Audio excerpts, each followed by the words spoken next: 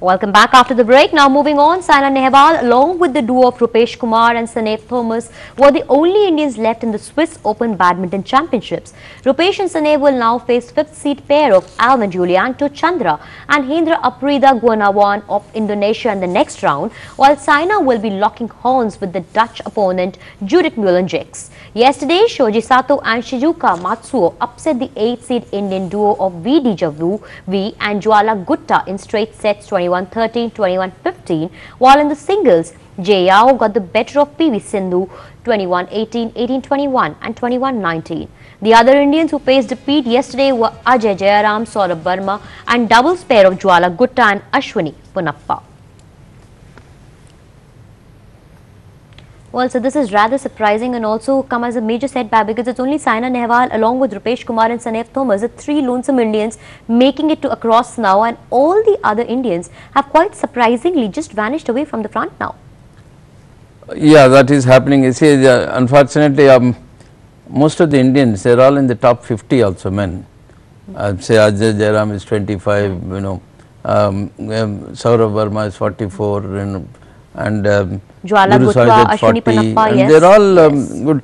I don't know why is it, and then see, then Kashyap is 29. See, they should be able to beat some of the players who are, and at least put up a strong fight in the competition, just giving away too easily into the matches.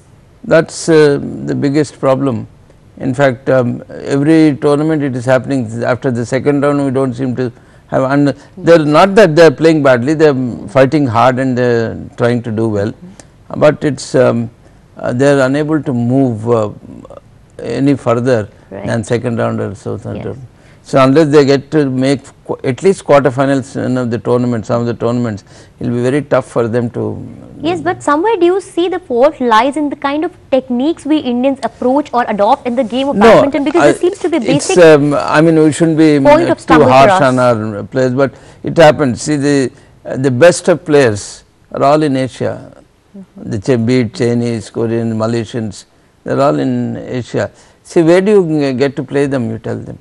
When you go and meet them in the first, second rounds, any Chinese player or any Danish player or anyone, you had it. There is nothing you can do. I mean, you can only fight. They players, they take one game. See, these things can create some impression, but to beat such players, see, they are too strong, too good actually. Yes, they are way too better. That is the problem with. In fact, I think it's not that for lack of effort it's happening as a thing. Even if you look at Saina's case, Saina has lost about 12 matches last year to Chinese only. Yes. And with the others also she struggled to beat them. Yes. So it happened sometimes, you know, in a year, and she had some injuries and then she had fallen out with his coach. Now what is happening, she has to find a way. There is not much time left if she has to win a medal in London. Till April these qualifying tournaments take place, people who want to qualify. Then you have about 15 weeks or 13 weeks, I suppose, not more than that. If they, in those 2 months, if you really don't come up, and whatever she might do, time is running out for her. Yes, she has to brush it up very fast. No, you can't be experimenting in Olympics. Right. Whatever the new things which she wants to experiment and try, it should have been done in these tournaments. And I don't know whether any of those things have come through, or you know, whether she is comfortable with the kind of thing. We are not sure, but she has to do something extra.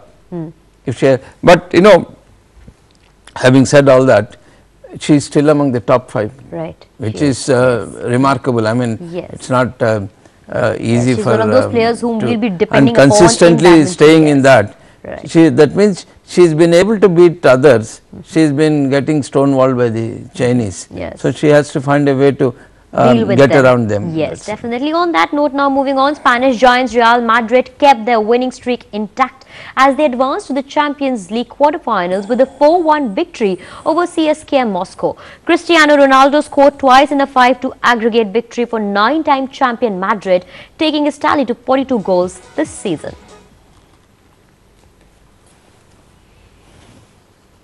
And Chelsea's quest for redemption and revival was on track as their 3-1 loss at Napoli was reversed and the Blues advanced 5-4 on the aggregate in the Champions League fixture. Interim coach Roberto Di Matteo recorded a third straight win. Frank Lampard's 75th minute penalty kick sending the game into extra time and Bronislav Ivanovic scoring the winner.